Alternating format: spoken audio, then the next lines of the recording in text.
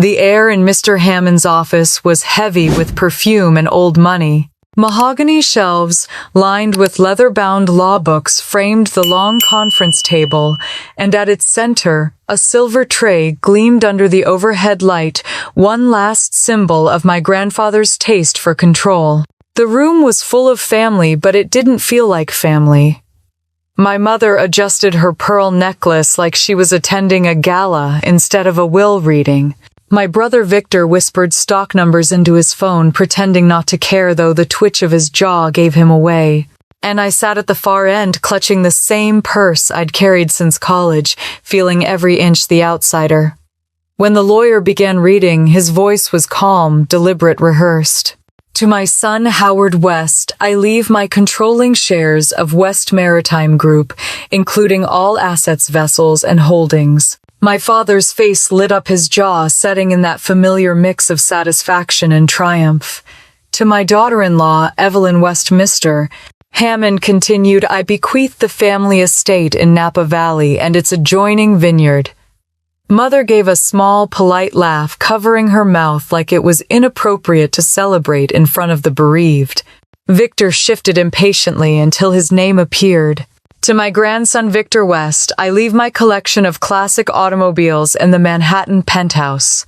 He exhaled sharply, a smirk tugging at his mouth. Then the room fell silent. Miss Hammond cleared his throat again. And to my granddaughter Clara West. He paused longer than necessary, glancing at me before continuing. I leave this envelope. The words hung in the air like gunfire. Someone coughed to hide a laugh. The envelope sat on the polished table, small, unassuming, sealed with a wax crest in faded red.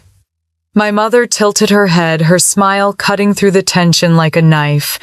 Guess Grandpa didn't love you that much after all, she said, voice dripping with mock sympathy. Victor chuckled. Even the lawyer looked uncomfortable. I reached out slowly, took the envelope, and forced myself to breathe. The paper was smooth and thick beneath my fingers, too deliberate to be meaningless. I'm sure there's something thoughtful inside, my mother added, patting my hand. Maybe a note or a keepsake. You were always sentimental. Their laughter came soft but sharp, the kind that slides under your skin and stays there. My chest tightened, but I wouldn't give them the satisfaction of seeing me break. For years I'd been the quiet one, the helper, the reliable daughter who never caused trouble. The one who held cameras at Christmas while everyone else posed in front of the tree. The one who listened when they argued, comforted when they fell apart, and got forgotten when things were good. Now, I was the punchline at my grandfather's funeral. Mr. Hammond cleared his throat again, perhaps to cut through the awkwardness. There are no further directives, Mrs. West. My mother dabbed at her eyes with a tissue that stayed perfectly dry. How touching, she murmured.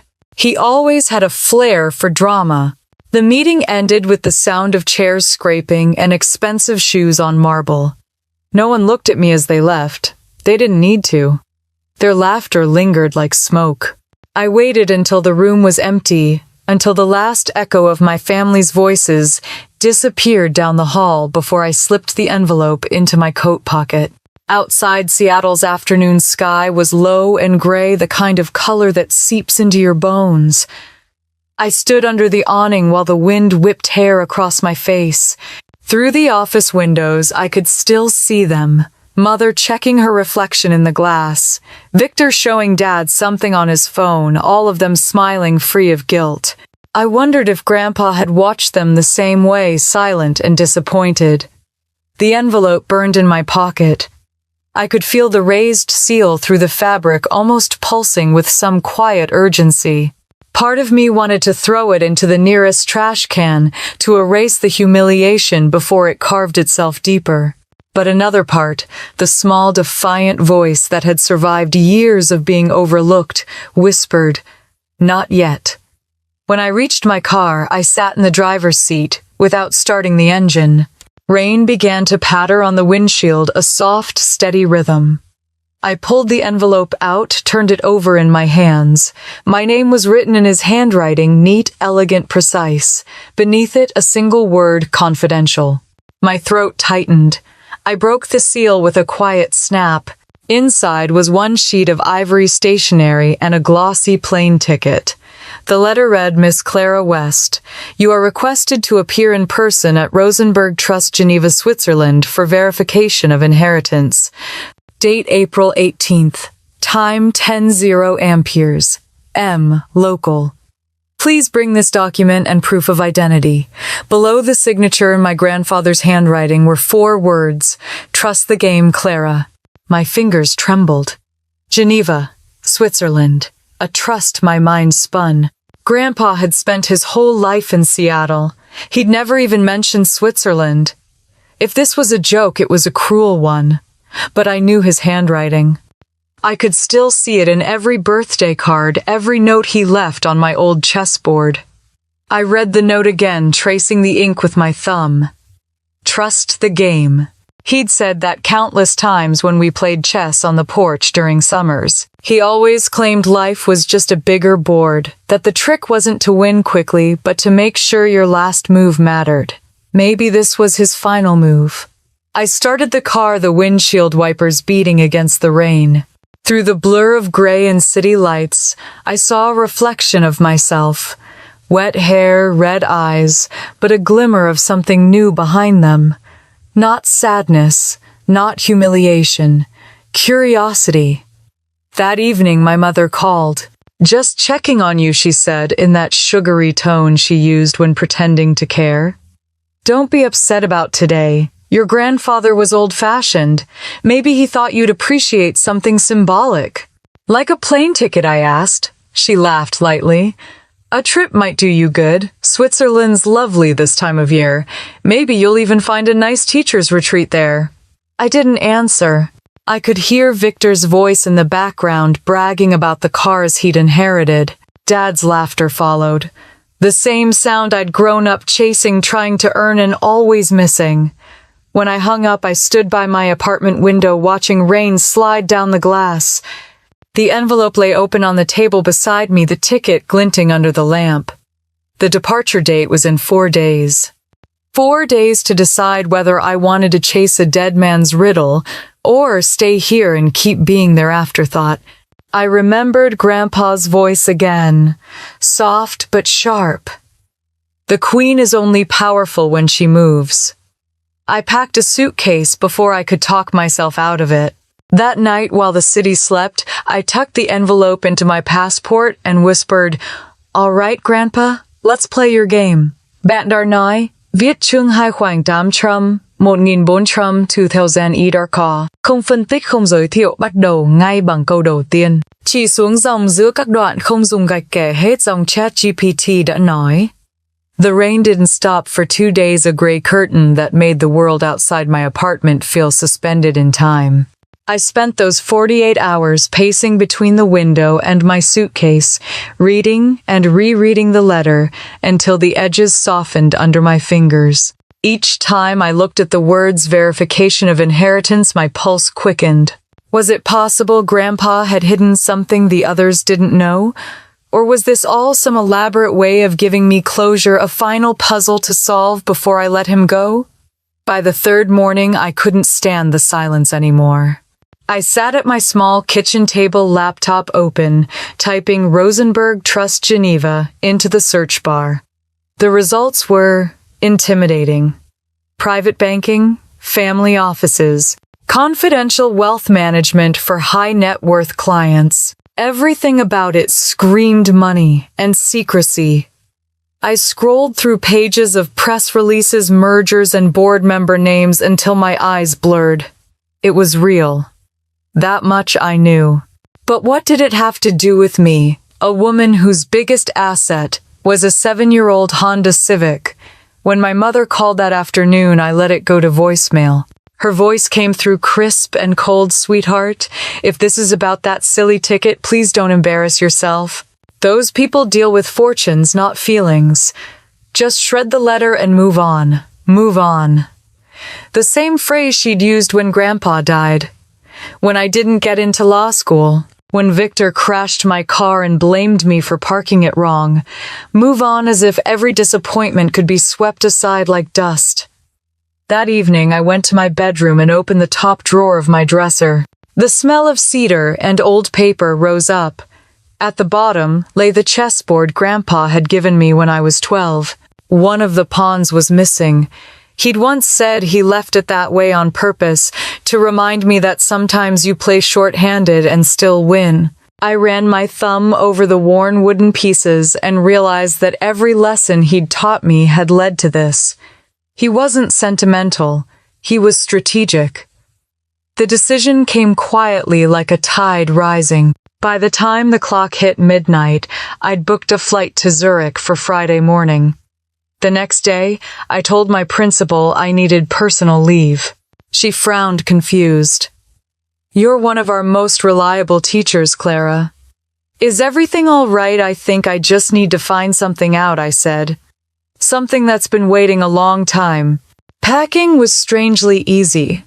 I folded my best dresses, a black coat, a worn paperback copy of Pride and Prejudice, and the letter from Geneva. When I zipped the suitcase, I felt lighter, as though I'd already left behind the weight of everyone else's expectations. Thursday night, Mom invited me to dinner. Against my better judgment, I went. The family dining room was glowing with candlelight when I arrived, just like it had been the day of the will reading. Same silverware, same crystal glasses, same air of superiority. Victor was showing off pictures of the penthouse he'd inherited in Manhattan. "You should see the view, Clara. You'd probably faint," he said with a smirk. "I'm sure it's beautiful," I replied, pouring myself a glass of water. Mom, already on her second martini, smiled too widely. "So any plans this weekend? Maybe a little self-care after all that drama at the lawyer's office." I stared at the bubbles rising in my glass. "Actually, I'm flying to Switzerland tomorrow." The table went quiet for 2 heartbeats. Then Victor laughed. "You're what you heard me." Dad set down his fork, frowning. "You can't be serious." For what purpose? I pulled the folded letter from my purse and placed it in front of him. "For this." He skimmed it, then handed it back like it was toxic. "Clara, these places don't just send random teachers invitations. You're wasting your money. It's already paid for." "First class," I said, letting the words linger. Mom raised a perfectly shaped eyebrow. "First class? Who's paying for that?" "Apparently Grandpa." Her laugh was short, sharp. "Oh, Clara. Honey, he loved you, but he wasn't some international banker. You're being naive." I looked at her across the table, at her flawless pearls, at the manicured hands that had never once touched a pot or pan, and I felt something shift inside me. "Maybe I am," I said quietly. "But I'd rather be naive and curious than cynical and stuck." For the first time in my life, she didn't have a ready comeback. Dinner continued in tense silence, broken only by Victor's occasional scoff. When dessert arrived, I excused myself. Mom tried one last jab as I reached for my coat. "Switzerland's expensive, you know. Don't come crying to us when your credit card bill shows up." I smiled. "Don't worry, I won't." Outside, the night air was cold enough to sting. I stood by my car for a long moment, looking up at the sky. The clouds had finally parted, and for the first time all week, the moon was visible, sharp and silver, like a coin tossed into darkness. I left for the airport before sunrise. Seattle was still asleep, its streets slick with rain. I parked my car in long-term parking and walked into the terminal, the ticket clutched like a secret in my hand. The gate agent greeted me with a polite smile. "Good morning, Miss West. You're in seat 2 Amperes. First class as noted." I blinked. "So it's real." "Very real," she said, handing me the boarding pass. As I settled into my seat on the plane, I glanced around at the quiet luxury that didn't feel like it belonged to me. Soft leather seats, champagne on offer, before takeoff attendants who spoke in calm, rehearsed tones. I kept expecting someone to tap me on the shoulder and tell me there'd been a mistake. But no one did. When the plane lifted off, Seattle shrank below the clouds, and for the first time in years, the knot in my chest loosened. I wasn't running away. I was running towards something. Hours later, when the cabin lights dimmed and most passengers had drifted to sleep, I unfolded the letter again. I traced the line where Grandpa's handwriting met the printed text. Trust the game he'd written. Trust had never been easy for me, not after years of being dismissed, ignored, overlooked. But maybe he'd known that. Maybe this was his way of forcing me to believe in something again. By the time the flight attendant whispered, "We'll be landing in Zurich in 20 minutes," I was wide awake, my heart thudding like it did before the start of every big exam in college. I looked out the window, and the first light of dawn touched the snow-capped Alps, blinding and pure. The wheels touched down with a soft thud, and an unfamiliar calm spread through me. Zurich was quiet, orderly, beautiful. Everything felt intentional, as if the world itself had paused for this moment. Inside the terminal, the air smelled faintly of coffee and fresh bread. I followed the crowd through customs, still unsure what I was doing, until I saw him. A tall man in a dark suit stood near the arrivals gate, holding a sign with my name in neat black letters, Miss Clara West, Rosenberg Trust. He spotted me immediately, his expression calm but focused. "Miss West?" he asked in lightly accented English. "Yes, I managed." He gave a short, respectful nod. "Welcome to Switzerland. Please come with me. We've been expecting you." The words sent a chill down my spine, not fear, but recognition. For the first time, I wasn't invisible. Someone, somewhere, was waiting for me. As I followed him through the glass doors into the soft winter light, I caught my reflection in the window. The girl who'd left Seattle humiliated wasn't there anymore. What stared back at me was someone I barely recognized, steady, curious, quietly powerful. And for the first time, I believed my grandfather had known exactly what he was doing. The rain didn't stop for 2 days, a gray curtain that made the world outside my apartment feel suspended in time. I spent those 48 hours pacing between the window and my suitcase, reading and rereading the letter until the edges softened under my fingers. Each time I looked at the words verification of inheritance, my pulse quickened. Was it possible Grandpa had hidden something the others didn't know? Or was this all some elaborate way of giving me closure, a final puzzle to solve before I let him go?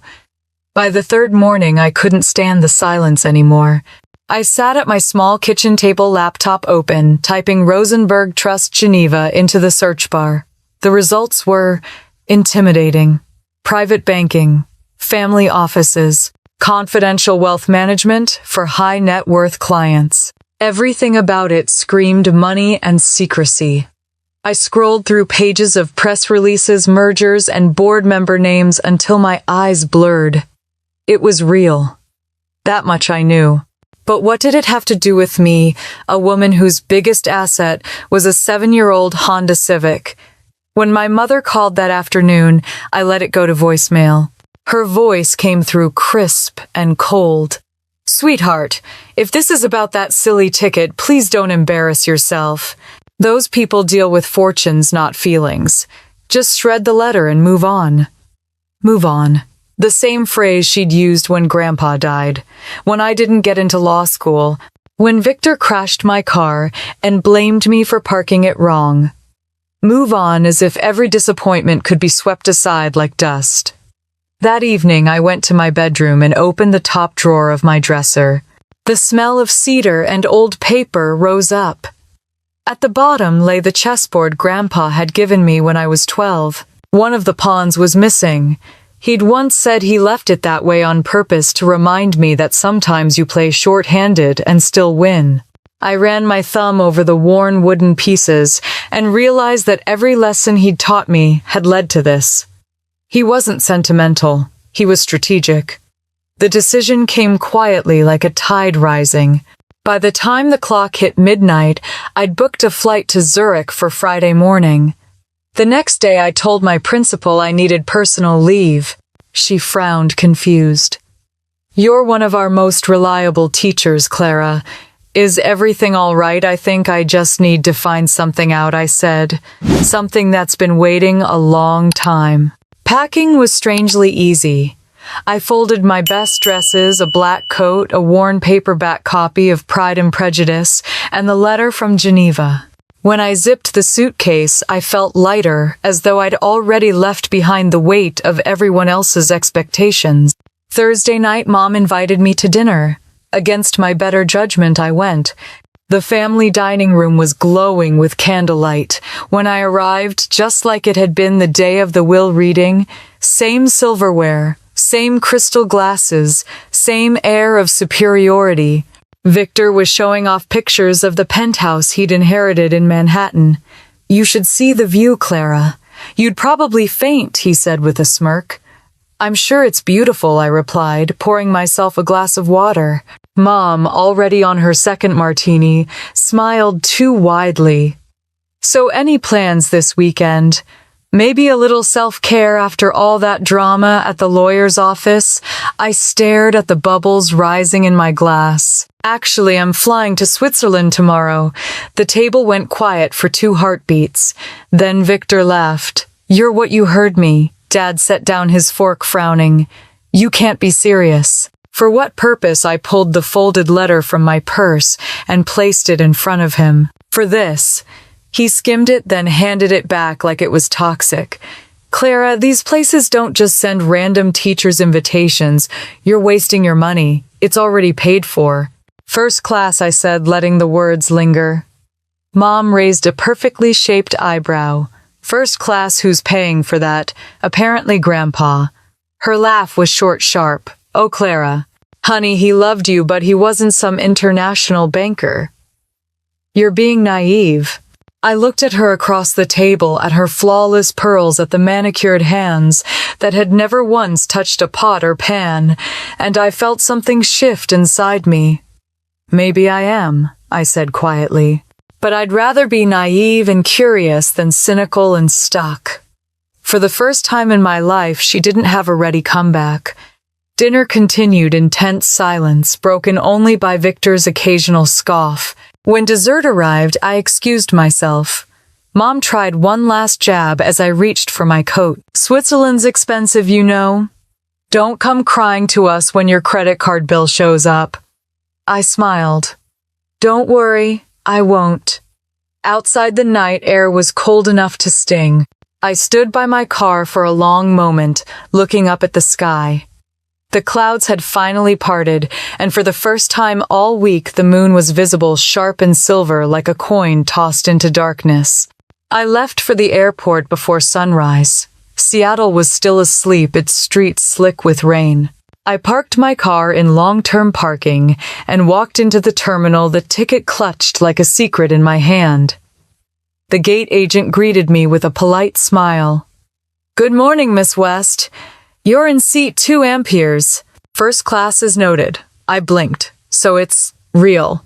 "Very real," she said, handing me the boarding pass. As I settled into my seat on the plane, I glanced around at the quiet luxury that didn't feel like it belonged to me. Soft leather seats, champagne on offer, before takeoff attendants who spoke in calm, rehearsed tones. I kept expecting someone to tap me on the shoulder and tell me there'd been a mistake. But no one did. When the plane lifted off, Seattle shrank below the clouds, and for the first time in years, the knot in my chest loosened. I wasn't running away. I was running towards something. Hours later, when the cabin lights dimmed and most passengers had drifted to sleep, I unfolded the letter again. I traced the line where Grandpa's handwriting met the printed text. Trust, the game he'd written. Trust had never been easy for me, not after years of being dismissed, ignored, overlooked. But maybe he'd known that. Maybe this was his way of forcing me to believe in something again. By the time the flight attendant whispered, "We'll be landing in Zurich in 20 minutes," I was wide awake, my heart thudding like it did before the start of every big exam in college. I looked out the window, and the first light of dawn touched the snow-capped Alps, blinding and pure. The wheels touched down with a soft thud, and an unfamiliar calm spread through me. Zurich was quiet, orderly, beautiful. Everything felt intentional, as if the world itself had paused for this moment. Inside the terminal, the air smelled faintly of coffee and fresh bread. I followed the crowd through customs, still unsure what I was doing until I saw him. A tall man in a dark suit stood near the arrivals gate, holding a sign with my name in neat black letters, Miss Clara West, Rosenberg Trust. He spotted me immediately, his expression calm but focused. "Miss West?" he asked in lightly accented English. "Yes," I managed. He gave a short, respectful nod. "Welcome to Switzerland. Please come with me. We've been expecting you." The words sent a chill down my spine, not fear but recognition. For the first time, I wasn't invisible. Someone somewhere was waiting for me. As I followed him through the glass doors into the soft winter light, I caught my reflection in the window. The girl who'd left Seattle humiliated wasn't there anymore. What stared back at me was someone I barely recognized, steady, curious, quietly powerful. And for the first time, I believed my grandfather had known exactly what he was doing. Dinner that night was unbearable. The long oak table gleamed beneath the chandelier. The same one my mother insisted was real crystal imported from Venice. The sound of forks and knives scraped against porcelain, and the air smelled faintly of wine and superiority. My father was talking about some expansion deal at West Maritime, while Victor scrolled through photos of his Manhattan penthouse on his phone. I sat quietly, letting their voices wash over me, counting the minutes until I could leave. So Victor said, suddenly glancing at me with a smirk, "How was your little trip to the bank? Did they tell you how much your paper envelope's worth I didn't bother looking up?" "Not yet." Mom took a sip of her wine, eyes glittering. "Maybe it's a coupon for Swiss chocolate. Or a free museum pass. You've always liked art, haven't you, dear?" Their laughter came easily effortless in its cruelty. Dad gave a half-hearted chuckle before adding, "At least you're getting an adventure out of this. A vacation might do you good before you come back to reality." I smiled politely. Maybe reality's the thing I'm leaving behind. The silence that followed was delicious. Even the chandelier light seemed to flicker. My mother set her glass down, the sound sharp as a warning. "Don't be dramatic, Clara. It's unbecoming." "Maybe," I said, standing up, "but it's honest." Her brow furrowed. "Where are you going for air?" I left them at the table, their whispers chasing me down the hall like ghosts. Outside, the garden lights glowed faintly against the rain. The night smelled of wet earth and roses, and for a moment I just breathed. The humiliation that had haunted me since the will reading had dulled into something else, resolve. When I came back inside, Mom was still at the table pretending to be casual. "Clara, you should know," she began, swirling what was left of her wine. "Your father and I only want what's best for you. You've always been delicate." "Delicate," I repeated. "That's one word for invisible." Her lips thinned. "You're being unfair. Your grandfather spoiled you with those silly games of his. He made you think life was about feelings and clever words instead of money and power. He made me think about moves," I said quietly, "and patience." She sighed dramatically, waving her hand. "You always were his pet project." "Funny," I said. "That's exactly what he said about you once." Her face hardened. I didn't wait for the explosion. I went upstairs, packed the last of my things, and closed the door behind me before the next argument could start. In my old bedroom, the air was stale with the scent of furniture polish and a childhood long gone. I sat on the edge of the bed, staring at the suitcase open beside me. My passport, my letter, my one-way ticket to Zurich. Grandpa's handwriting stared back from the page, "Trust the game." The words pulsed in my mind like a heartbeat. Trust meant action. Trust meant movement. And for once I was done standing still.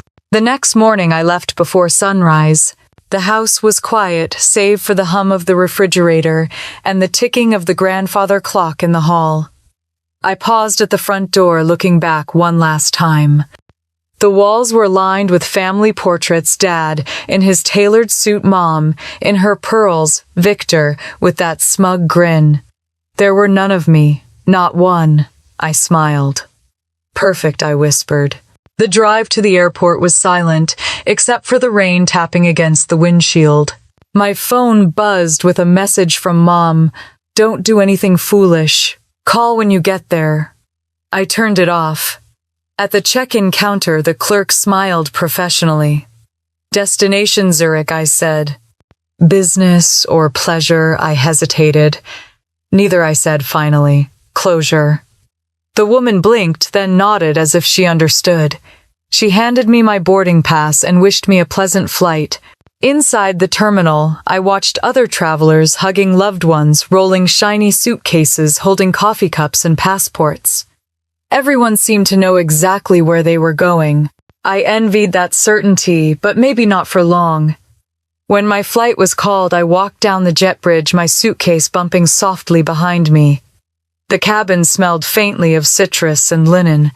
I found my seat first class again, somehow, and settled in. The woman next to me wore a designer scarf and smiled politely before putting on her headphones. As the plane taxied down the runway, I pressed my hand against the window. Seattle disappeared beneath a layer of fog, and I felt something unclench inside me. Every mile between me and that dining table was a small act of rebellion. Hours later, somewhere above the Atlantic, I opened my notebook. I began writing, not a letter, not a plan, just thoughts. They think I'm running away, I wrote. But really, I'm running toward something.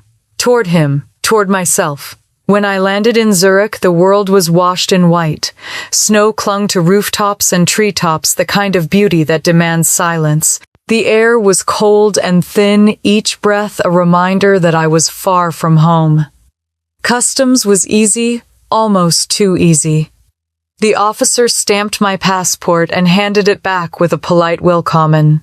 I followed the crowd through the arrivals hall, still trying to decide what came next. Then I saw him. A tall man in a dark overcoat stood near the exit, holding a sign with my name. Miss Clara West, Rosenberg Trust.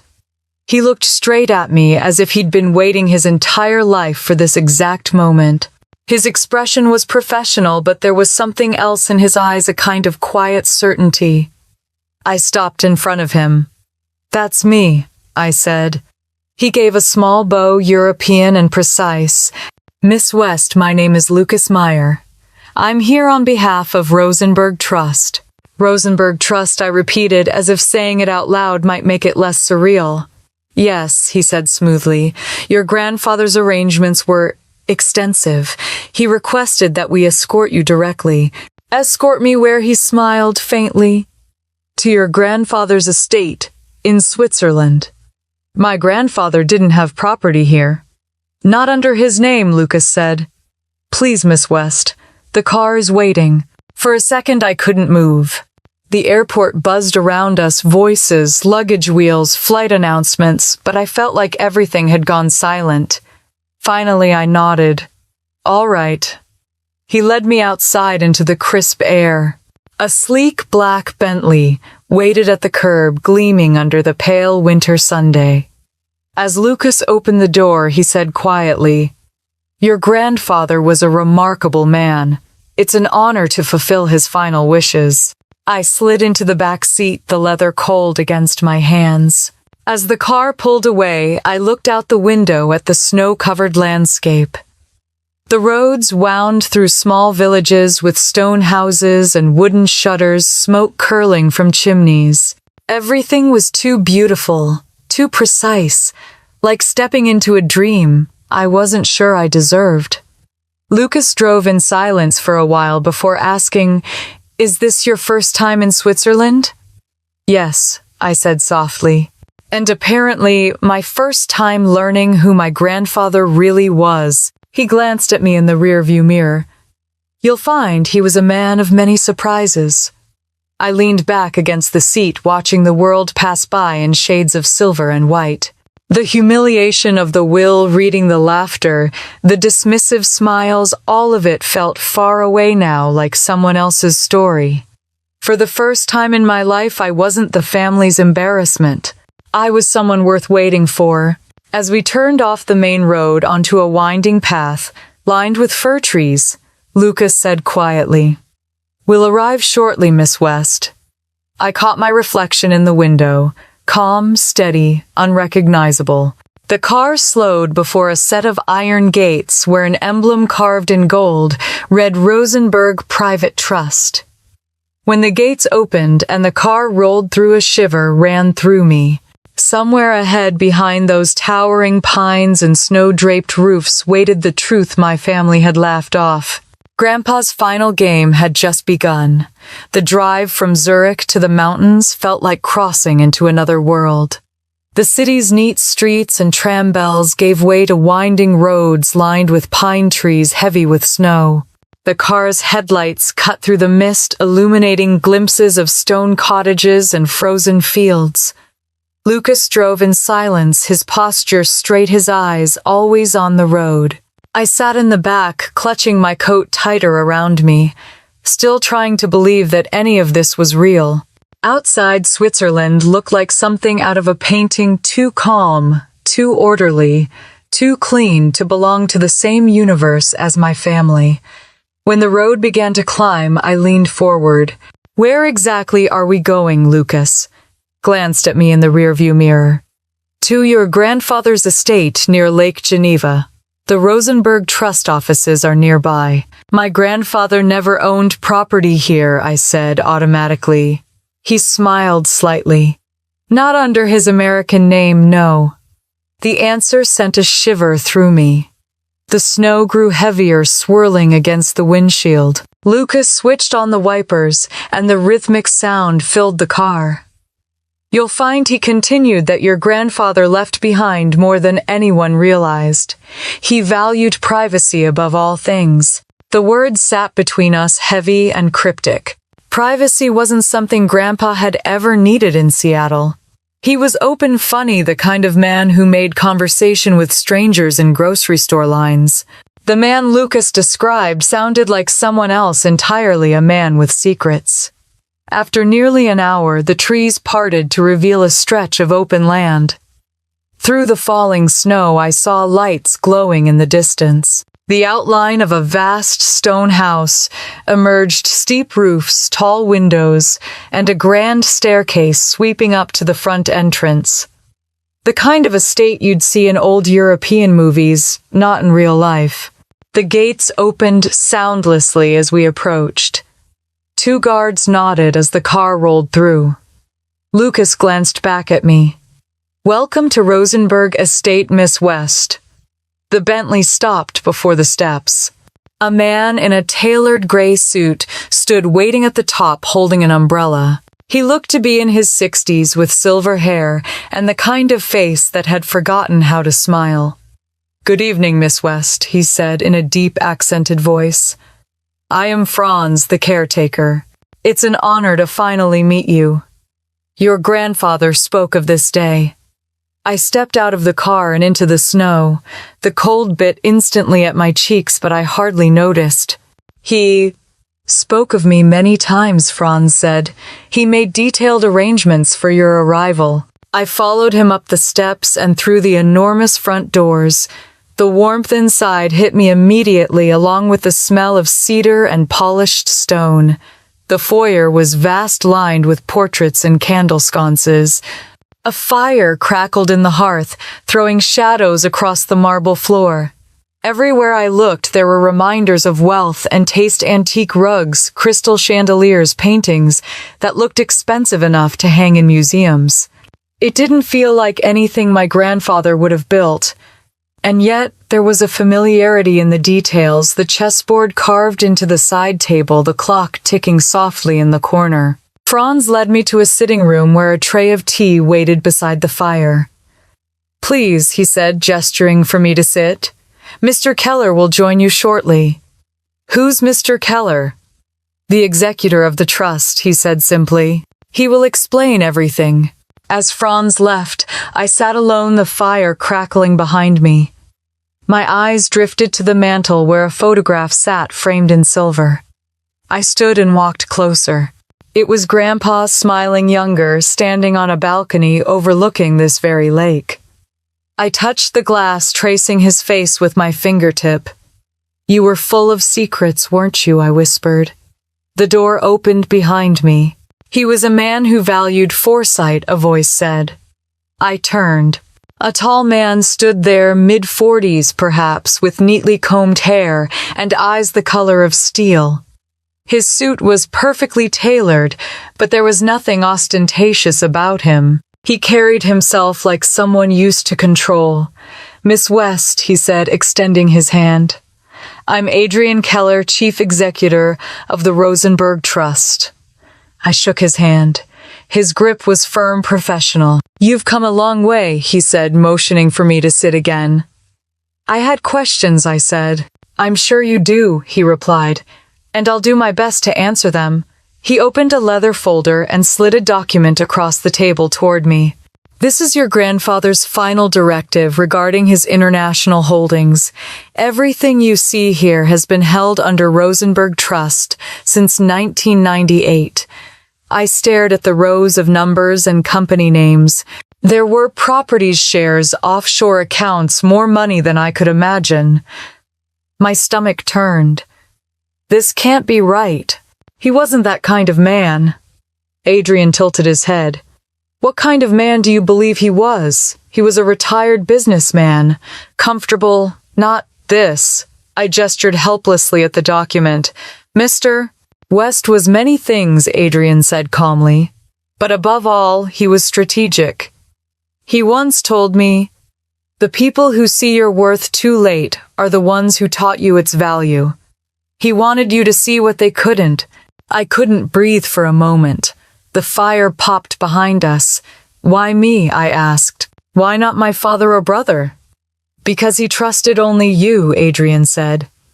"He saw how your family treated you. He saw how they treated him too." "What do you mean?" Adrian hesitated, studying my face. "Some truths are better told when you're ready to hear them. For now, all you need to know is this: your grandfather's holdings have been transferred to your control pending identity verification tomorrow morning in Geneva." The words hit like a physical force. My control? Yes. The Rosenberg Trust has maintained these assets on your behalf for the last 10 years. Mr. West left explicit instructions that they would activate on your 27th birthday. I blinked, disoriented. "That's next month." Adrian smiled faintly. "We're early. He said you might need a head start." The clock on the wall chimed softly, pulling me back to the moment. I looked down at the document again, then back at Adrian. "So what am I supposed to do now? Rest," he said, "and be prepared to listen carefully tomorrow. The rest of your grandfather's story deserves to be told in full." I followed Franz down a long hallway to the guest room prepared for me. The walls were pale cream, the linens crisp, the window overlooking the dark lake below. I stood there for a long time after he left, watching snow fall in the reflected firelight. On the bedside table sat another envelope, sealed with a wax crest identical to the one on my original letter. My hands trembled as I opened it. Inside was a single note written in Grandpa's steady handwriting. "Clara, you're closer than you think.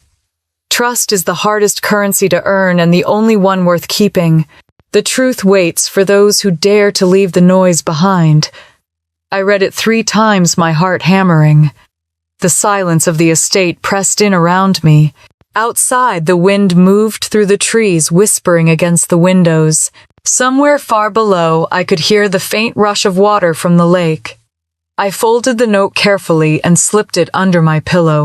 For the first time since his funeral, I let the tears come quiet, steady not from grief, but from the strange relief of being seen.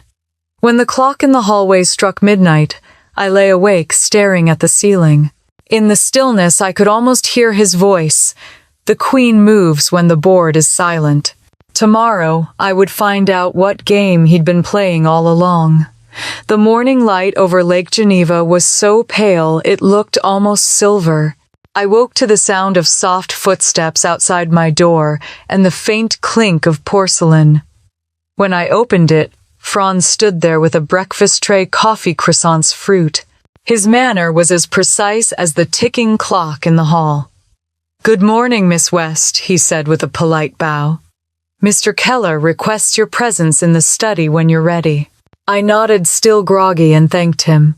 When he left, I stood by the window holding the coffee cup between my palms. The lake stretched endlessly below, framed by snow-dusted mountains. It didn't feel like a view that belonged to me, but somehow I was part of it now.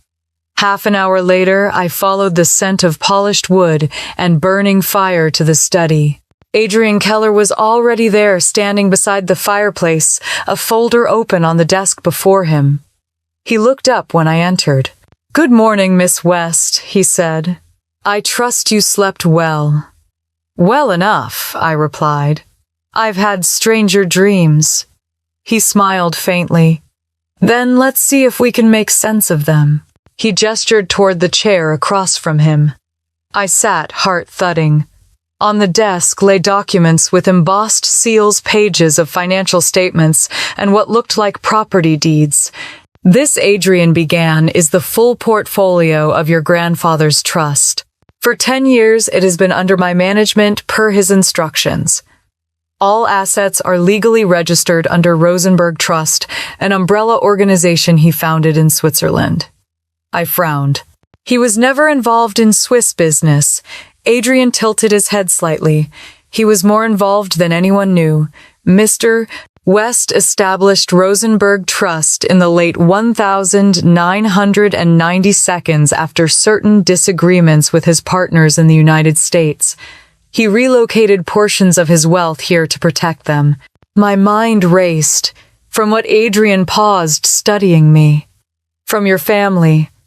The words settled in the air like dust after a storm. I didn't speak. I couldn't. "Your father and his associates at West Maritime had begun using company funds for speculative investments," he continued evenly. "When your grandfather confronted them, they attempted to force him out under the pretext of age and declining judgment. He anticipated this long before it happened. So he created something separate, untouchable." I leaned back, the room spinning.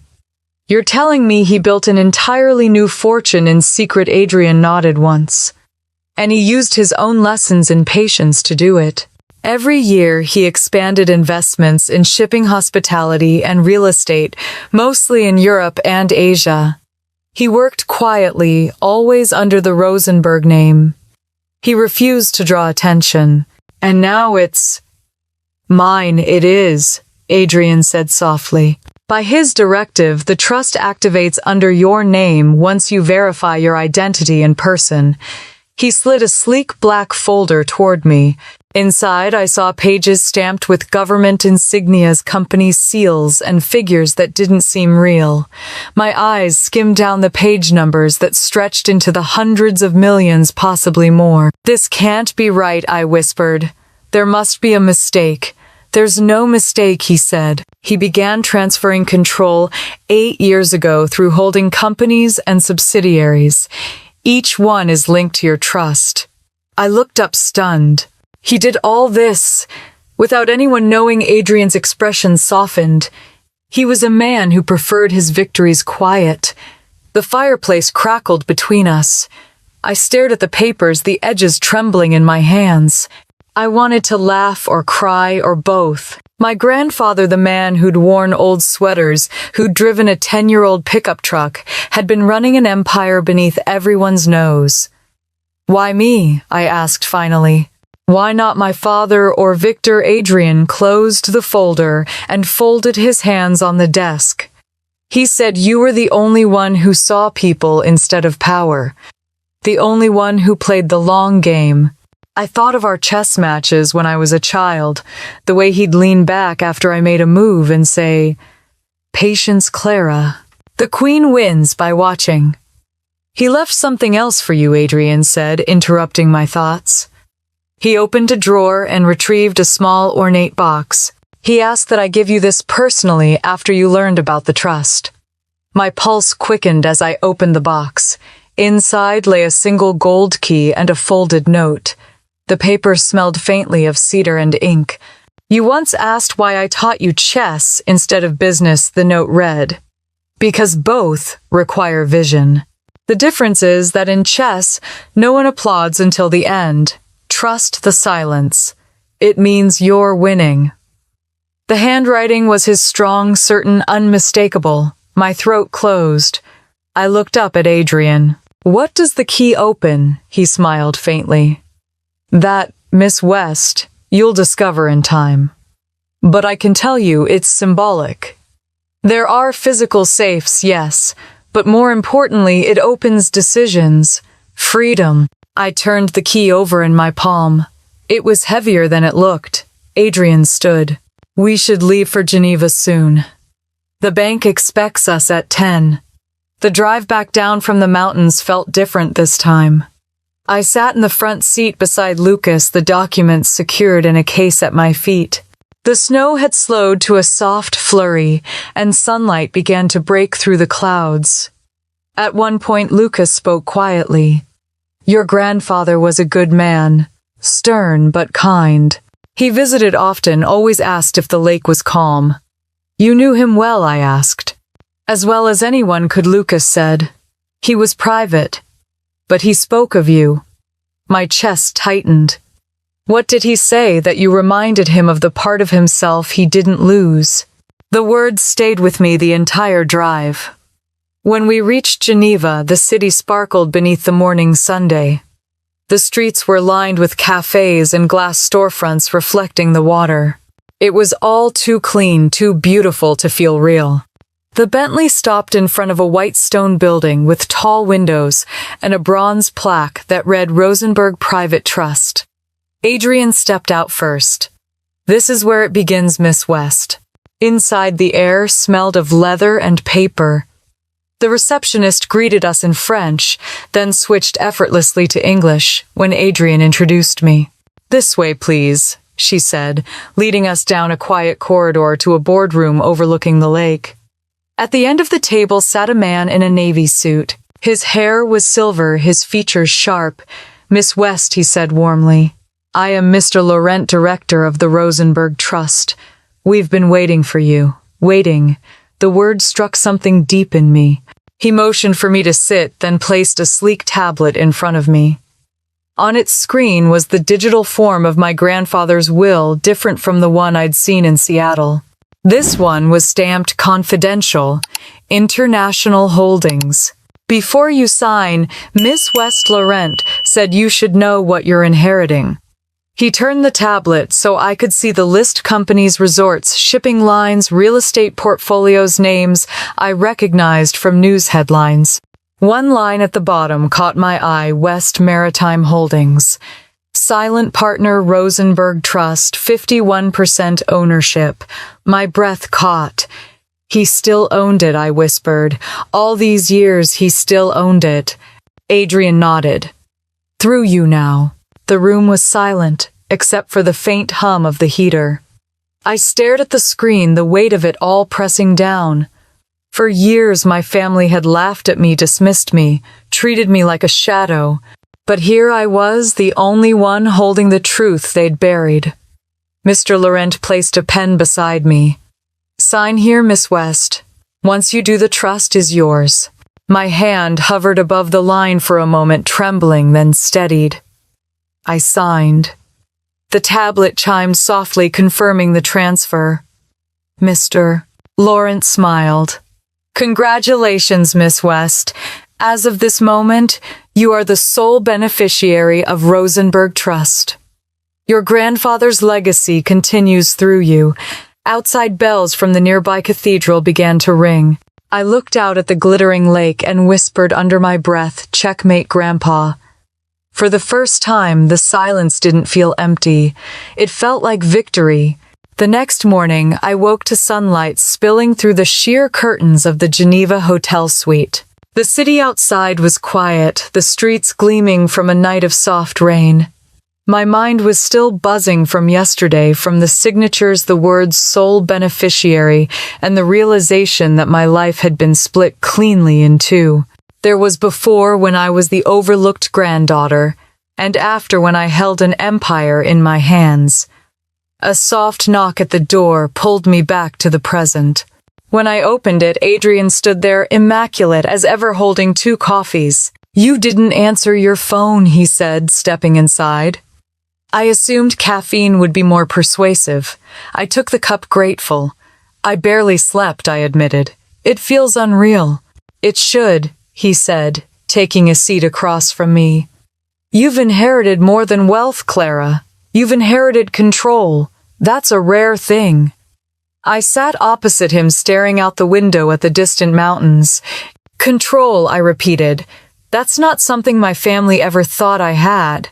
"Then they'll be in for a surprise," he said. We drank in silence for a few minutes. The sound of church bells floated through the air. Finally, Adrian set down his cup. "There's something you should see before you return home," he said. "A file your grandfather left sealed until your signature was verified. It contains the detailed records of his U.S. holdings, including one I think will interest you." He slid a folder across the table. Inside were several documents marked Confidential, West Maritime Group. I froze. He still owned it, Adrian said quietly, through shell subsidiaries and holding companies, 51% to be exact. "Your father never knew." My stomach dropped. "That means that you're now the majority shareholder of the family company he finished for me." I sank back into my chair, speechless. West Maritime, my father's pride, my family's legacy, was mine. Grandpa had hidden control of it behind a labyrinth of corporate names, waiting for me to inherit it when the time was right. "He planned this for years," Adrian continued. "He wanted you to understand what real power looks like. Quiet, deliberate, patient." The words echoed through me. I thought of the chessboard from my childhood, the missing pawn, the way Grandpa had smiled when I learned to sacrifice small pieces for greater wins. I closed the folder and looked up. "I'm going home." Adrian nodded. "I thought you might say that." The flight back to Seattle felt shorter somehow. The air in the cabin was thick with anticipation. When the plane descended through the clouds, I caught sight of the city's gray skyline, the one I'd left behind in humiliation. Now it looked different, smaller, like a place that had once tried to contain me and failed. At baggage claim, the familiarity hit me in waves. The chatter, the fluorescent lights, the smell of coffee, my old life waiting to be confronted. Outside, a driver held a sign with my name. I smiled. Even that felt strange now. He opened the door to a black sedan and handed me an envelope.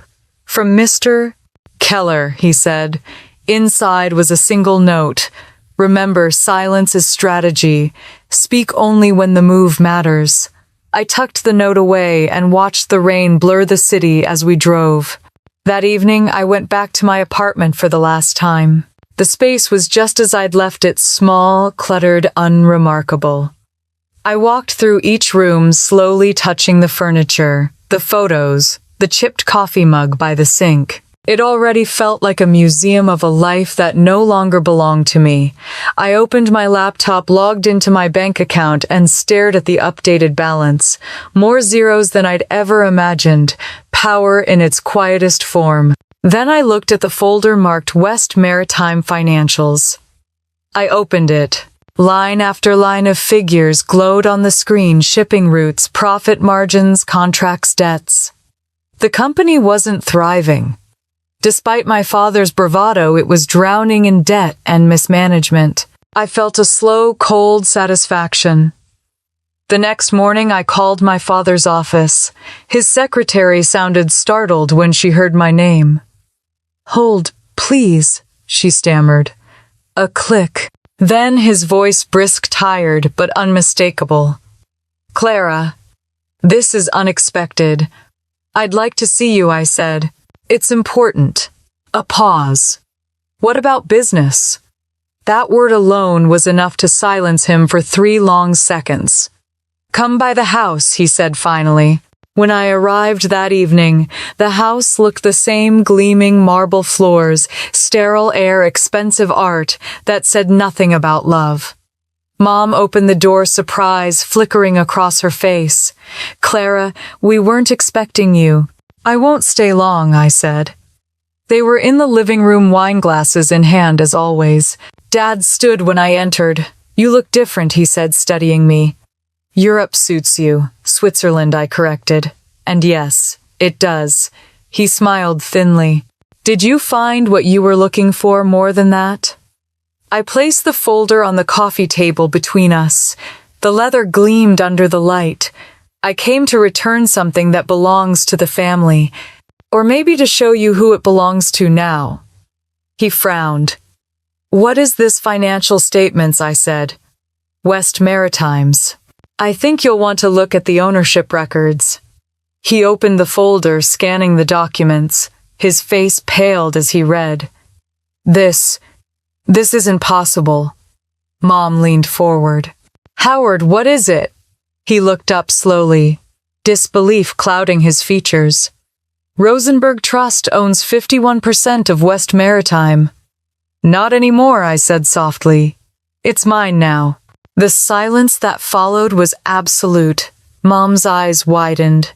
"What are you talking about? Grandpa never gave up the company. He just hid it. And when he died, it all came to me." Dad's voice broke. "That's absurd. He left everything to me in his will. In the American will, yes. But there was another one in Switzerland." He sank into the chair, staring at the pages, as if they might rewrite themselves. "He didn't trust me," he whispered. "Would you have after what you did?" I asked. His head snapped up.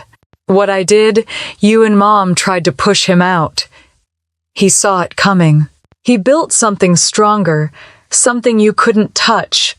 The color drained from Mom's face. "That's ridiculous." "Is it?" I said, pulling out the letter Adrian had given me. "He saw everything.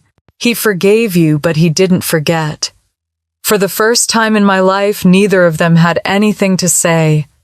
I stood, slipping my coat back on. "The company will continue. I'm keeping everyone employed. I'll run it the way he would have wanted." Dad looked up, his expression hollow. "You're taking everything from me." "No," I said quietly. "I'm taking back what was his." As I walked toward the door, Mom's voice followed, trembling with anger and something else, fear. "Clara, this isn't over." I turned back, meeting her gaze. "It already is." Outside, the rain had stopped. The air smelled like wet pavement and cedar. I took a deep breath, lifting my face to the cold night sky. For years, they'd made me feel small, invisible, powerless. But now the game had changed. And this time, I was the one making the moves. The letter was waiting on my desk when I returned to the penthouse that evening. Cream-colored paper, the same thick stock my grandfather always used, and sealed with that familiar wax crest. My hands trembled slightly as I broke the seal. Inside was a single line written in his slanted script. "There's more to see, Clara. Look deeper." For a long time, I just sat there staring at it. I'd already seen enough to fill a lifetime: trust documents, ownership records, a web of companies stretching across continents. But something in those 4 words wouldn't let me rest. Look deeper. The next morning I called Adrian. He left another message, I said. He didn't sound surprised. "Then it's time you learned the full story." By noon, I was back at Rosenberg Estate, the snow melting in thin silver streams down the stone steps. Franz met me at the door and led me to the study where Adrian was waiting. He stood by the fire, a thick, leather-bound folder in his hands. "This," he said, placing it gently on the desk, "is your grandfather's private correspondence. Letters, memos, personal notes. He wanted them delivered to you once you assumed control of the trust." I hesitated before sitting down. "What am I going to find in there?" "The truth," he said simply. but not an easy one. I opened the folder. The first few pages were business letters, polite and formal, discussing market conditions and mergers. Then the tone shifted. The handwriting changed, less measured, more urgent. They've begun moving assets without my approval. Evelyn says it's temporary, but Howard signed the papers himself. My breath caught. They're rewriting the company's bylaws to push me out. Victor witnessed it. He's just a boy, but already he knows how to play their game. I looked up at Adrian. He knew. All this time he knew they were trying to take everything. He nodded. He didn't just know. He planned for it. I kept reading. The next letter was addressed to A.K. Adrian Keller. If you're reading this, then the board has forced my hand. Let them believe they've won. Let them build their empire of arrogance. When the time comes, transfer Rosenberg Trust to Clara. She is the only one who understands that strength is quiet and patience is louder than pride. The words blurred as my eyes filled. I pressed a hand to my mouth. Adrian's voice was soft. He built the second empire after they cut him out. Everything Rosenberg holds was created in silence with his own hands. But why didn't he tell me? I whispered. Why didn't he warn me? Because he wanted you to see them for who they were first, Adrian said. He needed you to know the cost of trust before you inherited it. I turned another page, and there it was, an old photo yellowed around the edges. Grandpa standing on the dock beside my father, both in hard hats, both smiling at the same ship that now belonged to me. On the back in faint ink he'd written, "He was my greatest pride and my deepest disappointment." I closed my eyes. When I spoke again, my voice was steady. What happened to him in the end? Adrian hesitated. He fell ill 2 years before his death, but he refused treatment. Said he'd lived his life on his own terms. He spent his last year mostly here managing his affairs from this estate. He knew the end was near, and he wanted everything in order for you. I traced my fingers over the edges of the photo. He died thinking his son had stolen everything from him. He died knowing his granddaughter would take it back, Adrian said. The fire crackled. Outside, the wind carried the faint scent of snow and pine. I could almost hear my grandfather's voice again, the calm certainty in his tone when we played chess. Patience, Clara. Watch the board. Let them move first. Is there anything else I asked? Adrian hesitated, then pulled another envelope from the folder. There's one more letter. He wrote it the week before he passed. I unfolded it carefully. My dearest Clara, you will learn that power and goodness are not enemies, though people will tell you otherwise. Your father and mother confused greed with ambition, pride with purpose. You must never make the same mistake. Do not waste your strength on revenge. Use it to restore what is right. The world will call that justice, but I call it love. By the time I finished reading, tears were running silently down my cheeks. I didn't bother to wipe them away. I think I understand now, I said quietly. He didn't want me to destroy them. He wanted me to rebuild what they ruined. Adrian nodded. And perhaps to rebuild yourself in the process. That evening, I walked down to the frozen edge of the lake. The air was sharp, biting against my skin, but I didn't care. The estate lights reflected on the water, fractured by ripples. Somewhere beneath that surface, I imagined the woman I'd been just weeks ago, the one who believed she was invisible, small, unwanted. I see you now, I whispered to the reflection. I finally see you. Behind me, I heard the crunch of footsteps. Adrian had followed me, his breath clouding in the cold. You know what you have to do, he said. Yes, I said. Go home, he smiled faintly. And what then? I looked back at the lake, at the faint line where the water met the sky. They took everything from him. But he didn't want me to punish them. He wanted me to show them what real strength looks like. I'll give them that chance. Adrian studied me for a moment, then nodded. He chose well. We walked back to the house in silence. Inside, the fire had burned low, and the clock in the hall struck midnight. In my room, I packed, slowly folding the letter and tucking it into my bag. The gold key rested beside it, heavy and warm against my palm. As I zipped the suitcase, I caught sight of myself in the mirror. The woman looking back at me wasn't the same one who'd left Seattle. There was something sharper in her eyes, now calm, measured, unafraid. I turned off the lights and opened the window. The air that rushed in was cold, almost metallic, but it cleared my mind. "Tomorrow," I murmured. "Tomorrow they'll see." When dawn broke, the first light touched the lake like fire. The car waited at the gate, its engine humming softly. Adrian stood by the driver's side, his gloved hands folded neatly in front of him. "Are you ready?" he asked as I approached. "More than ever." He handed me a small envelope before I stepped inside. From him he said, on the front, in that same familiar handwriting, were the words, "To be opened when you reach home." As the car pulled away, I watched the estate fade into the mist. My reflection in the window overlapped with the rising Sunday. The Queen finally in motion. The road ahead wound downward, curving through the forest and into the valley below. The snow glowed gold in the early light, and for the first time since the will reading I felt a sense of peace. I wasn't just my grandfather's heir anymore. I was his final move. When the plane touched down in Seattle, the city was shrouded in mist, the kind that blurred the skyline into soft gray shapes. I watched it through the oval window as the wheels hit the runway, my hand still resting on the envelope Adrian had given me. The words written on it seemed to pulse faintly under the cabin light, to be opened when you reach home. Home. I wasn't sure what that word meant anymore. The air outside was cold, wet, and heavy, with the smell of pine and rain. I pulled my coat tighter around me as I stepped into the terminal.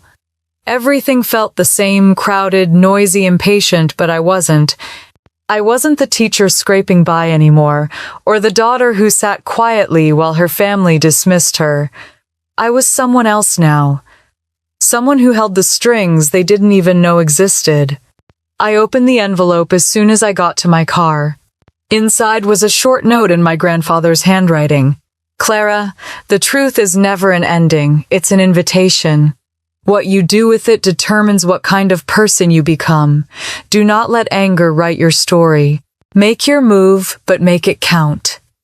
Underneath the note was a single key card with the Rosenberg crest engraved in gold. I turned it over. On the back, it read Suite 47 West Tower. I knew exactly where that was. By the time I reached downtown, the rain had stopped. The West Tower loomed over the city glass, gleaming against the dull sky. It was the kind of building that whispered power, a mix of corporate confidence and old money polish. My father had always dreamed of leasing an office there for West Maritime, but it had been far beyond the company's reach. I smiled at the irony as I handed the keycard to the security guard.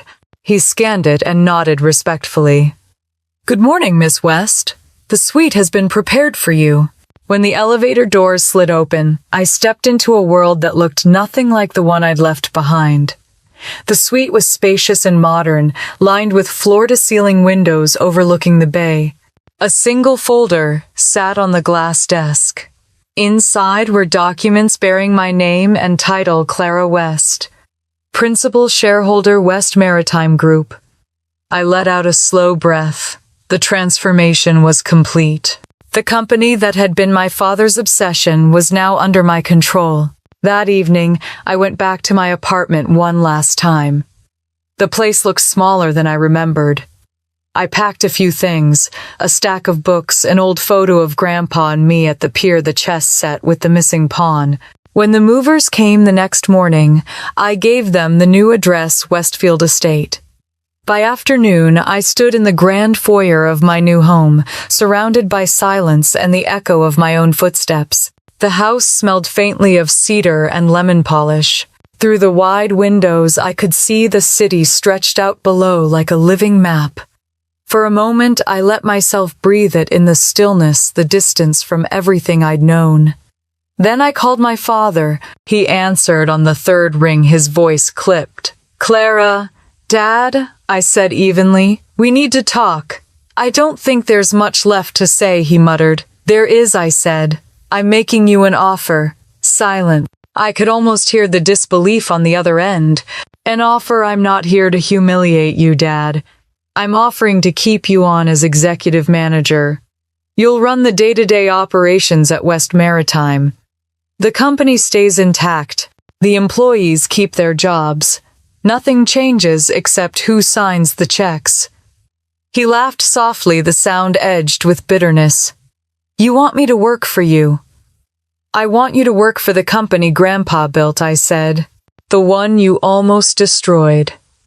Another silence, longer this time. Finally he said, "You really are his granddaughter. That's the idea." I ended the call before he could respond. That night I stood by the balcony overlooking the city lights. The rain had cleared, leaving the streets slick and glistening. Below, people hurried under umbrellas, unaware that entire empires shifted quietly above their heads. My phone buzzed, Mom's name flashing on the screen. I ignored it. Then it buzzed again, a message. "We're hosting dinner Sunday. Be there." It's time we talked. The next few days passed in a blur of meetings. Adrian coordinated the transfer of management authority, lawyers adjusted contracts, and financial analysts briefed me on market projections. I listened carefully, signing documents with a steadiness that surprised even me. By Friday, my name appeared in the company registry beside a title that once belonged to my father, owner and majority shareholder. On Sunday evening, I drove to my parents' house. The same marble floors, the same art, the same forced smiles.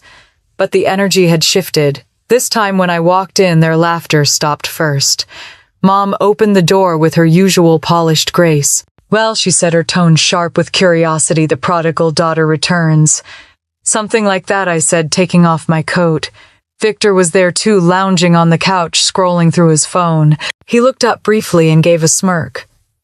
"Heard you've been playing businesswoman. How's that going?" "Better than expected," I said. "How's unemployment?" His smirk faltered. Dad appeared from the dining room, his expression unreadable. "Let's eat," he said. Dinner was a quiet war. Silverware clinked. The smell of roasted garlic filled the air. Every word was measured, every glance sharp. Finally, Mom spoke, her voice soft but deliberate.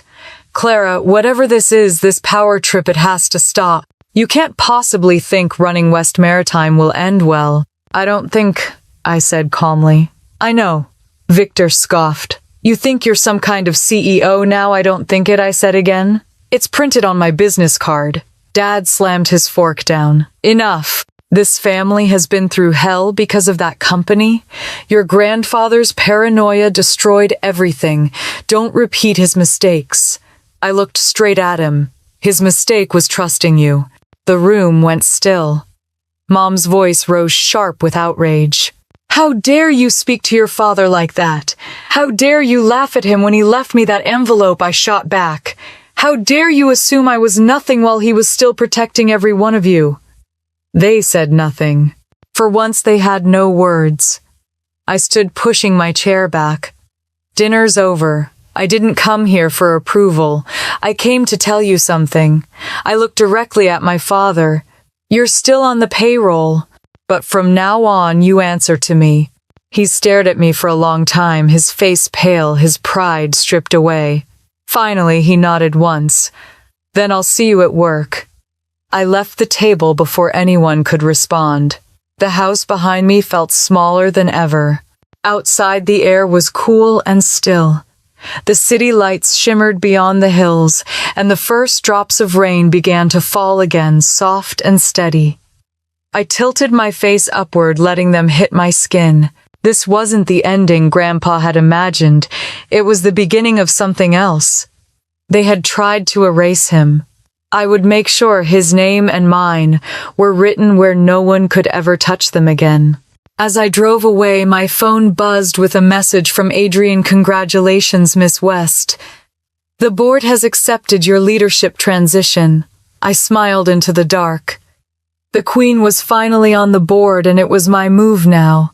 3 days after the dinner, I sat in my new office on the top floor of the West Tower, staring at the skyline through the glass. Seattle was gray and quiet, the kind of morning that made sound feel distant. Papers were spread across my desk, financial reports, legal summaries, ownership confirmations. I'd spent the last 48 hours reading every detail about West Maritime.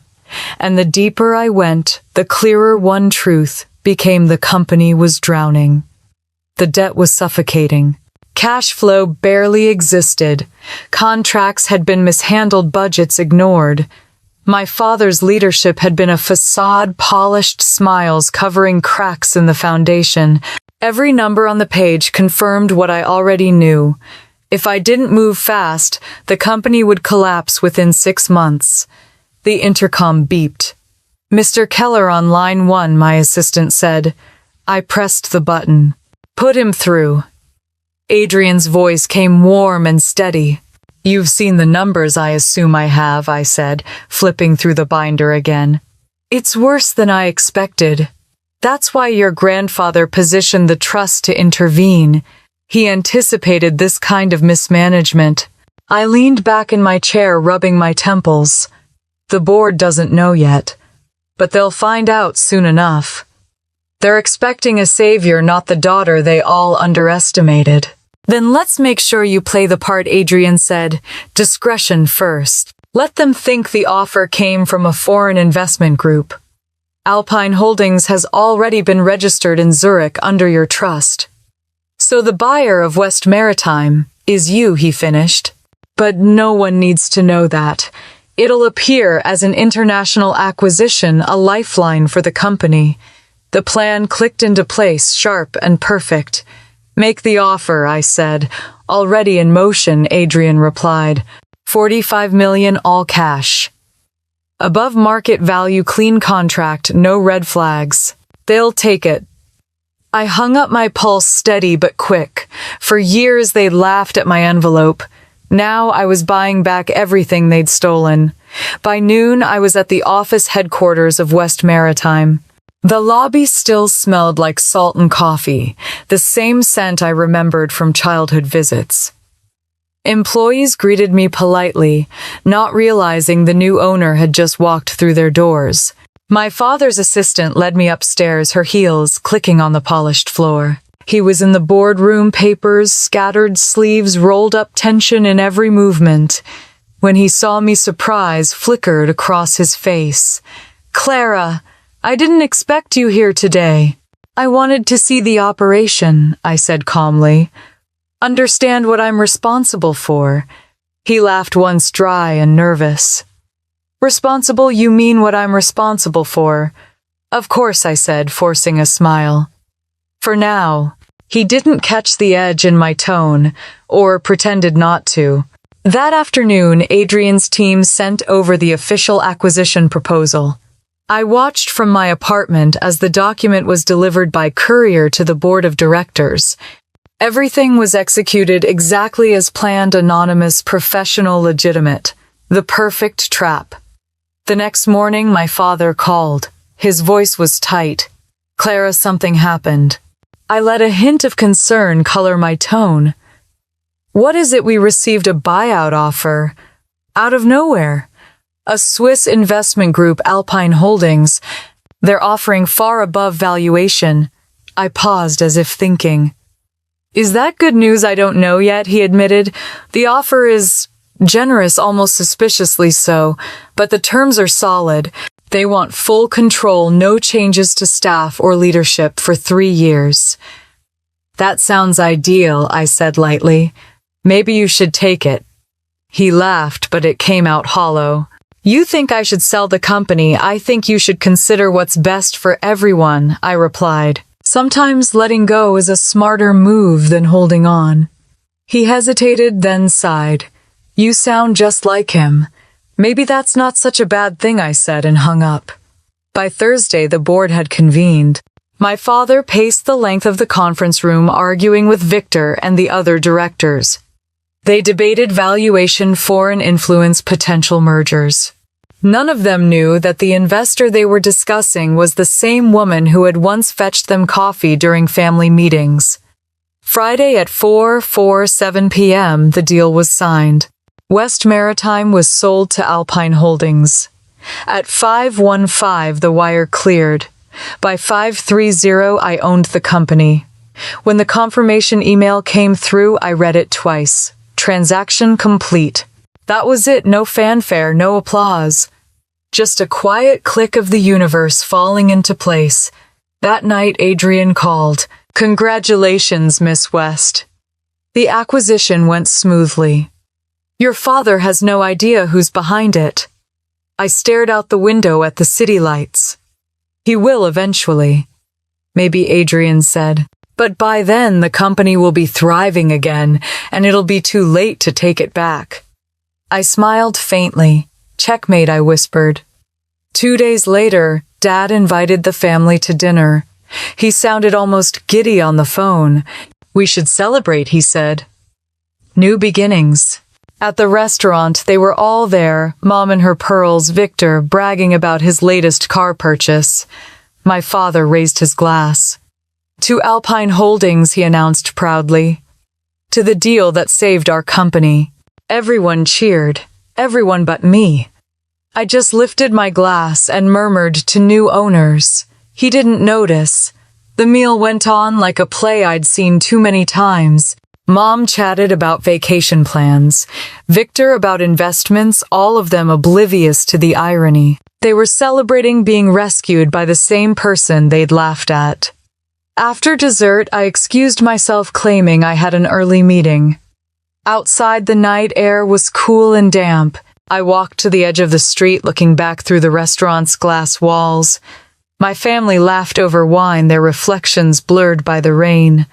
For a fleeting moment, I almost pitied them. Almost. When I got home, I poured a glass of wine and opened my laptop. Adrian had already sent a progress report, restructuring timelines, staffing plans, new management appointments, all under my authority. My phone buzzed. It was a text from my father. "You should be proud of me, Clara. We finally made the right move." I stared at the message for a long time before replying, "Yes, we did." The next morning, I stood in front of the mirror buttoning a charcoal gray blazer. The reflection that stared back was sharp, composed, deliberate. For the first time in years, I saw him in me. Grandpa's calm, his patience, his quiet resolve. Downstairs, a courier waited with a fresh set of documents from Rosenberg Trust. The heading read Ownership Transfer. West Maritime Group subsidiary Rosenberg Global Holdings. I signed the last page and closed the folder. My hands were steady. By the time I reached the office later that day, the air buzzed with rumors.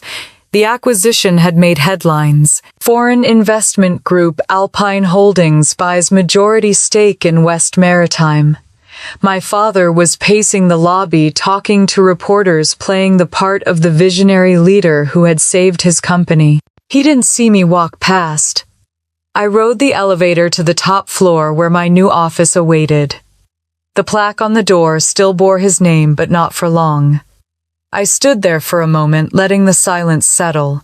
Then I unlocked the door, stepped inside, and looked out at the harbor below, the ships moving like pieces on a giant chessboard. My chessboard now. Grandpa's voice echoed in my mind, steady as always. "A good player doesn't announce victory. She just keeps moving." I smiled, picked up the phone, and called Adrian. "Let's start phase 2, I said. "Already in motion," he replied. I hung up, leaning against the glass, watching the city breathe below me. Seattle had never looked so small. The Queen was no longer in hiding. She was on the board, and it was her game now. I hadn't planned to invite them. Not yet. But some moments feel too right to resist. The power was already mine. The truth was simply waiting for its audience. So I sent the message on Thursday morning, short, polite, impossible to ignore. Dinner at my new home. Friday, 7 o'clock. Mom called within the hour. "Your new home?" she asked, suspicion dripping from every syllable. "Where exactly is that? You'll see," I said, and ended the call. Friday night arrived with a storm, the kind that rattled windows and turned the sky into a restless gray sea. I stood at the top of the stone staircase watching headlights crawl through the rain toward the gates of Westfield Estate.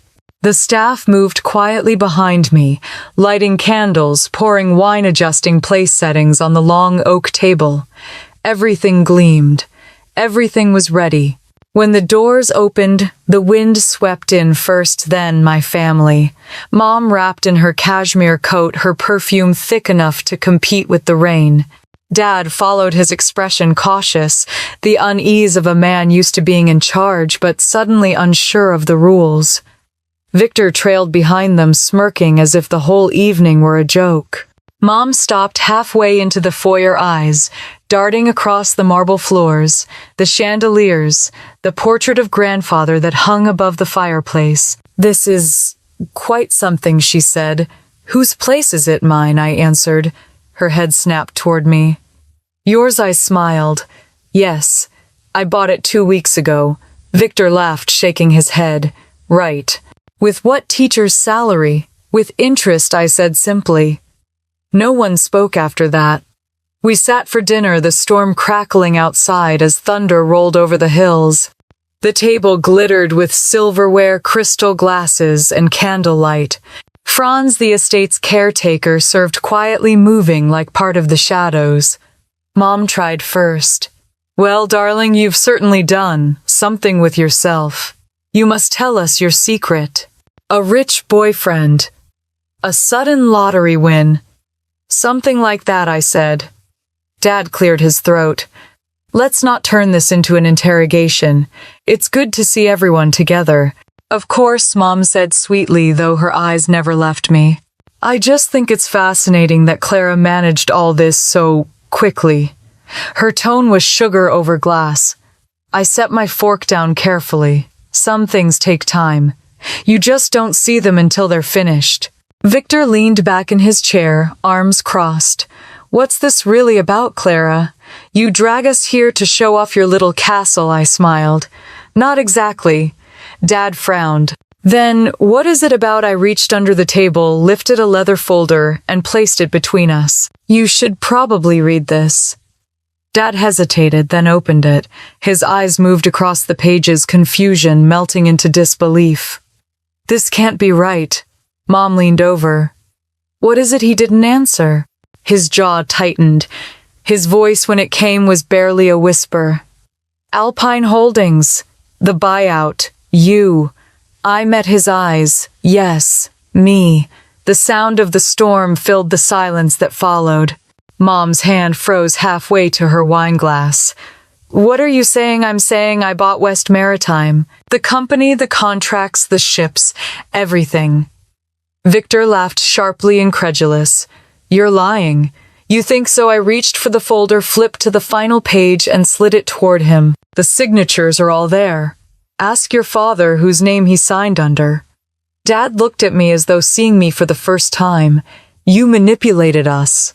"No," I said evenly. "I offered a fair price. You accepted. That's business." Mom slammed her hand on the table, her voice breaking. "You tricked your own family." I stood, slowly, my chair sliding back with a soft scrape. "No, Mother. I learned from mine." The thunder outside cracked like a gavel. "You made fun of me at Grandpa's will reading," I continued, my voice calm but sharp. "You laughed when all I got was an envelope. You said he didn't love me. You were wrong." Mom rose, too trembling with fury. "You think this makes you better than us?" "No," I said quietly. "It just makes me honest." Victor shoved his chair back, standing beside her. "You can't just take everything and call it justice." I looked at him, unflinching. "I didn't take anything. I simply claimed what was already mine." Dad's voice cracked low and broken. "That company was my life, Clara. You had no right." I turned toward him. And what right did you have to destroy it, to betray him? The words hit him like a blow. His face went pale. How did you? I read his letters, I said. All of them. He saw what you did, how you tried to cut him out. He forgave you, but he never forgot. Mom's breath caught audibly. She sank back into her chair, eyes glassy. For a long moment, no one spoke. The only sound was the fire hissing in the hearth and the rain against the windows. Finally, I said, I didn't invite you here to gloat. I invited you because I wanted you to see what he built, what he protected, and what you almost lost. You thought he left me nothing, but he left me everything that mattered. Dad sat down slowly, staring at his hands. So, what now? He asked. You run the company and we what applaud? No, I said softly, you rest. You stop pretending you were the victim. You stop treating me like a mistake. He lifted his gaze to mine. There was no anger left, only exhaustion. He said you were different, he murmured. I see it now. Mom looked up, her voice trembling. Clara, whatever this is, this revenge, it won't make you happy. I met her eyes. Maybe not, but it makes things right. I gathered the folder and turned to leave. At the doorway, I stopped and looked back at them one last time. You always said I wasn't strong enough for business. You were right. I'm stronger. When the door closed behind me, the sound echoed through the hall like thunder. I walked down the long corridor toward the great staircase, my footsteps steady. Outside, the storm had eased into a light drizzle. The air smelled of rain and wood smoke.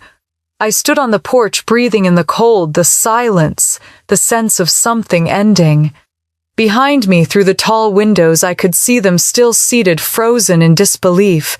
For years, they'd made me small. Tonight, they saw me as I was.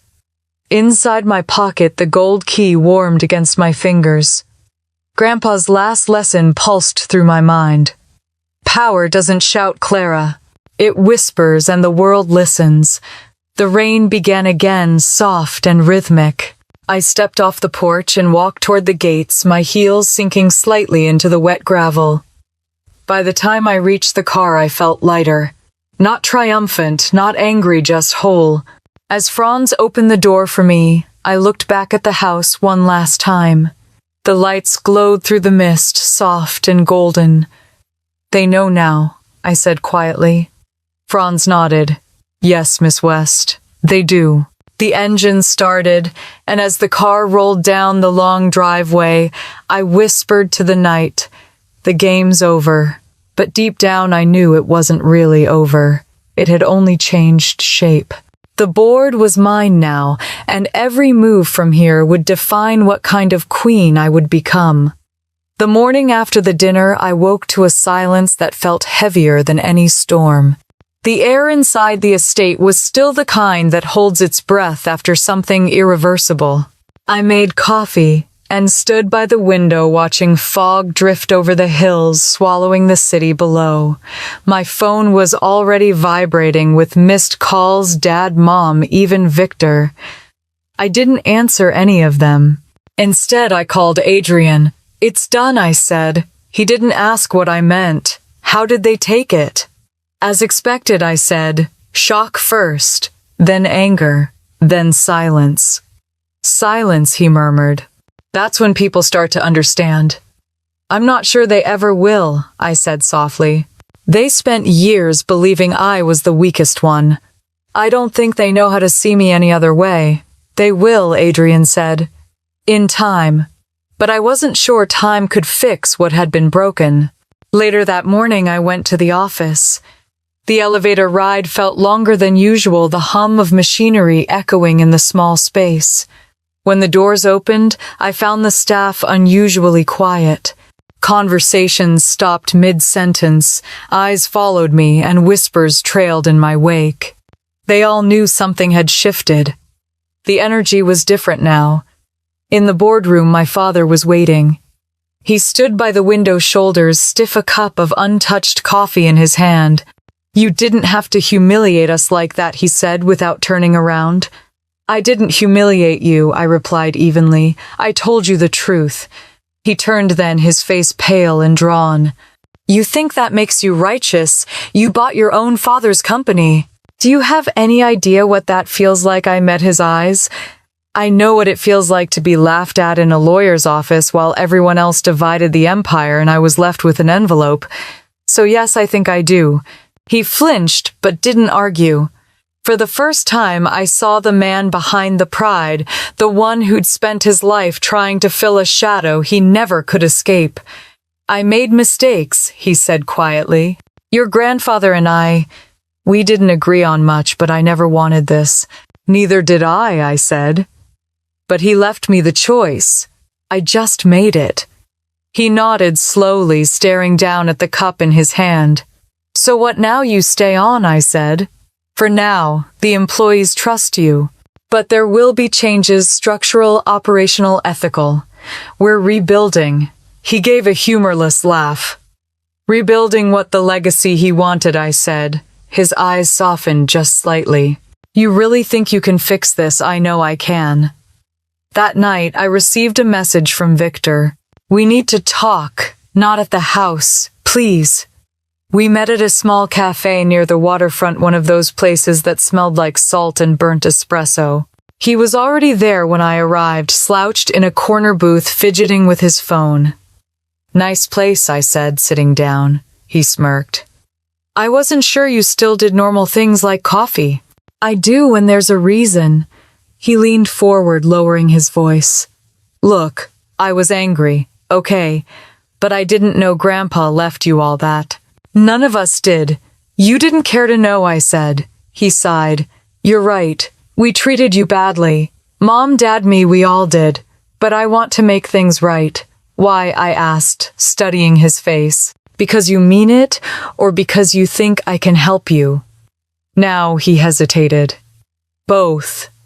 At least he was honest. I don't need your apology, I said finally. But I'll give you a chance to prove it. West Maritime is expanding. We're opening a logistics division. You'll start at the bottom. His eyes widened. You're offering me a job, I'm offering you a clean slate, I said. What you do with it is up to you. He nodded slowly as if trying to decide whether to feel grateful or insulted. Fine, he said. Mailroom janitor, whatever, I'll take it. For the first time in years, I almost smiled at him. We'll see. When I got home that evening, the estate was glowing in the golden light of sunset. The storm had passed completely, leaving the air fresh and cold. Franz greeted me at the door with an envelope. Delivered by courier, he said.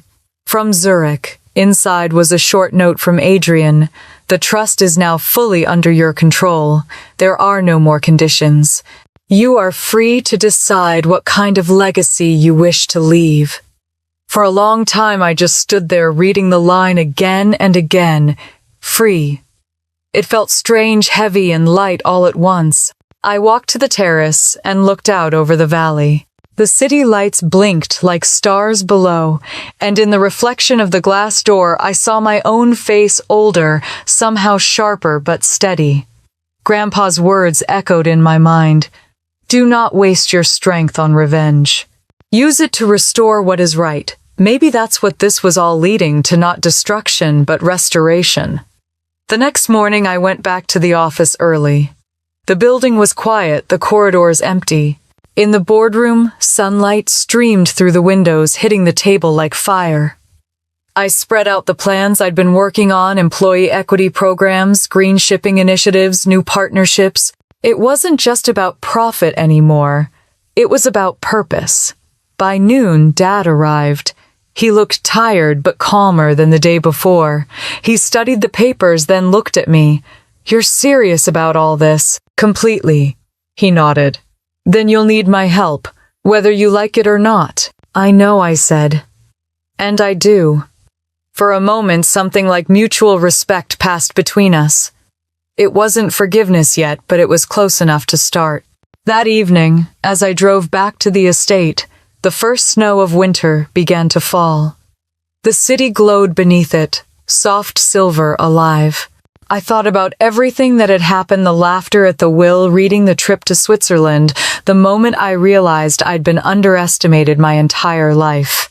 I thought about Grandpa's last letter, about his faith in me, and for the first time I believed I'd earned it.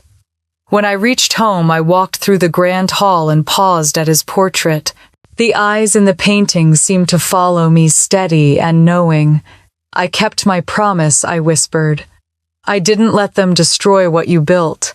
The fire crackled in the hearth. Somewhere in the distance, a clock chimed 8. I stood there for a long moment, letting the warmth of the fire and the quiet of the house sink into me. Then I turned toward the staircase. There was still more to do, more to build. But for the first time, I wasn't running from the past. I was walking toward the future, my future, one I'd built from ashes, with patience, strategy, and something stronger than revenge. As I climbed the stairs, snow continued to fall outside, blanketing the city in white. By morning, everything would look new again. A year later, I stood on the balcony of my office, watching ships move through the bay like pieces on a slow, deliberate chessboard. The skyline shimmered under a pale spring sun, and for the first time in my life, I felt completely steady, no longer defined by what I'd lost or by what I had to prove. The company was thriving. The trust was secure. My family, though fractured, was finding its rhythm again. Dad still came to work every day, though now he knocked before entering my office.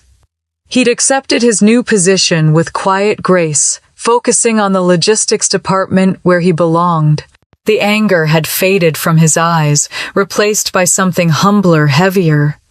Sometimes, when we walked the shipping yards together, he'd look out at the cargo lines and whisper, "Your grandfather would have been proud." I didn't always answer, but I knew he was right. Mom had softened too.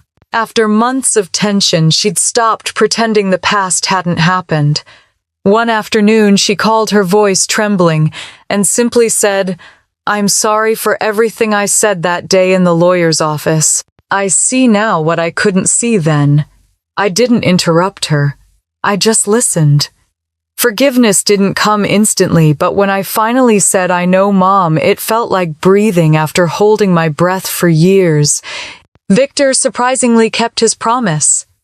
He started in the mailroom, like I said. The first few weeks, the staff whispered about it, about the CEO's brother sorting packages and running errands, but he didn't quit. 6 months later, he'd earned a promotion. Now he was in operations management, working longer hours than he ever had in his life. Sometimes when I saw him walking through the office in his wrinkled shirt, clipboard in hand, I saw a flicker of who he might have been all along if our family hadn't been built on pride. At home, the estate had changed too. The silence that once felt like isolation now felt like peace. The halls weren't haunted anymore. They were filled with new beginnings. On weekends, I hosted dinners for the employees who had stood by me through the transition, people who worked behind the scenes, the ones no one ever noticed.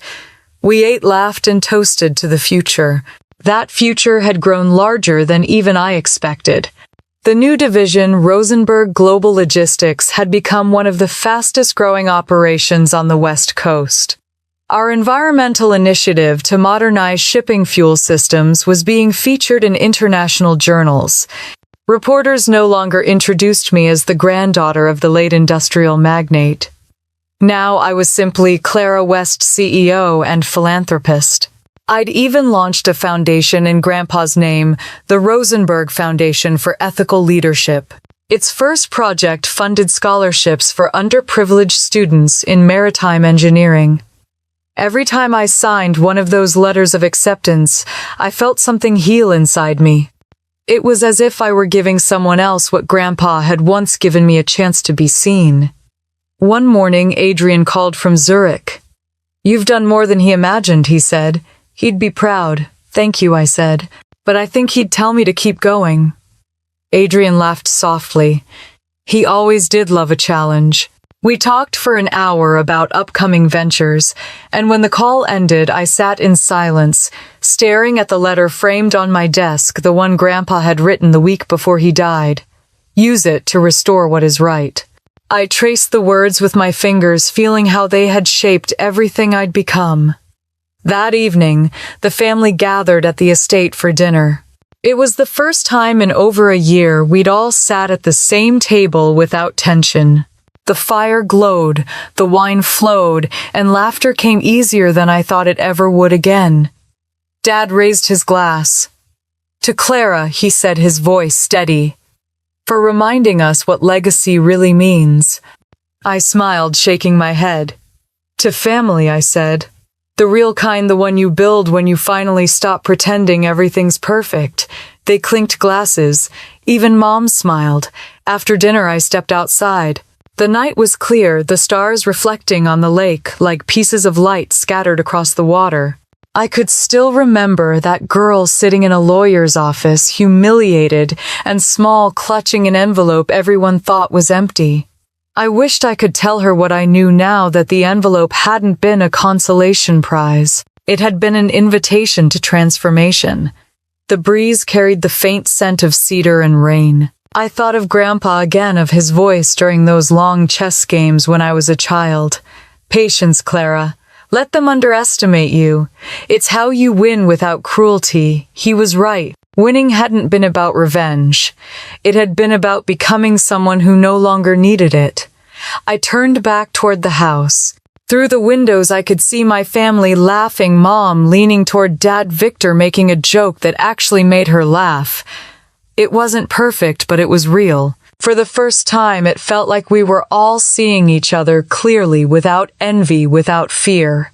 The next morning, I took the company jet to San Francisco for a board meeting. As we flew over the mountains, the clouds parted, revealing stretches of snow and sunlight that looked endless. I closed my eyes and thought about how far I'd come from a forgotten granddaughter to the architect of a legacy built on integrity and renewal. At the meeting, reporters were waiting outside the headquarters. Cameras flashed, microphones were thrust forward, and one voice called out, "Miss West, do you believe your family's redemption story has influenced your leadership style?" I paused before answering. "I believe redemption is leadership," I said. "When you rebuild something broken with grace instead of bitterness, you lead by example." That's what my grandfather taught me. The sound of shutters clicking followed me as I walked inside, but I didn't look back. By evening, I was back home, sitting by the fireplace with a glass of wine. The firelight flickered against the chessboard on the table beside me. It was still missing the pawn, just like the one Grandpa and I used to play with. I'd left it that way intentionally. A reminder that every game begins with sacrifice. I reached for my phone and opened the Notes app, typing a few lines for the Foundation's website. "We are the sum of our choices, some born from pain, others from patience. But the moment we choose to build instead of burn, we become the architects of our own peace." As I hit save, my phone buzzed with a message from Adrian. "Are you content, Clara?" I looked at the flickering fire, at the life I'd built from the ashes of doubt and betrayal, and typed back. Content isn't the word. Fulfilled, maybe. Finally, outside, the wind picked up rustling the pines around the estate. Somewhere in that sound, I thought I heard his voice again, calm and certain. "You played the long game well, my dear." I smiled. "Game over, Grandpa," I whispered. "But the legacy's just begun." Then, turning to the audience that had followed me through every storm, I said softly into the quiet of the night, "If this story meant something to you, if you've ever been underestimated or overlooked, remember this. What's inside your envelope might just change everything. Like, comment and share your story. Someone out there needs to know that it's never too late to make your next move." And with that, I closed the chapter, not with vengeance, but with victory that finally felt like peace.